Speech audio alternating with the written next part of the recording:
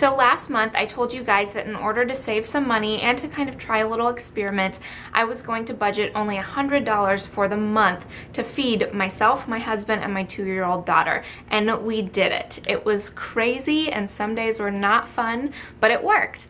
And now I'm gonna show you how. The first thing I did, I told you about in the previous video.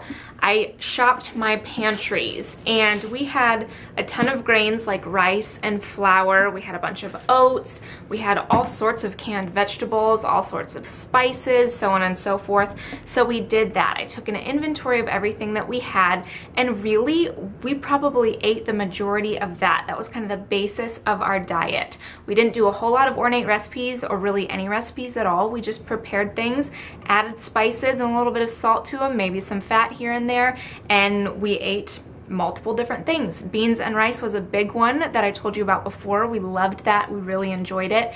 And we stretched those canned vegetables as much as we could as well. We made soups and stews and stir fries with those, and that worked out well. A lot of the time we just heated them up in the microwave or on the stovetop with some spices, and we really enjoyed doing that. The second thing I did was I bought produce in bulk like normal, and I vacuum sealed it. So we have a bunch of these ball jars, and I'll show you on Friday how I vacuum seal my produce, but we did that and it expanded and extended the shelf life of the vegetables and the produce that we used so that we could really eat as much of them as we possibly could on that budget that we had. And the third thing we did was that we said yes anytime anybody offered to have us over to their home to eat.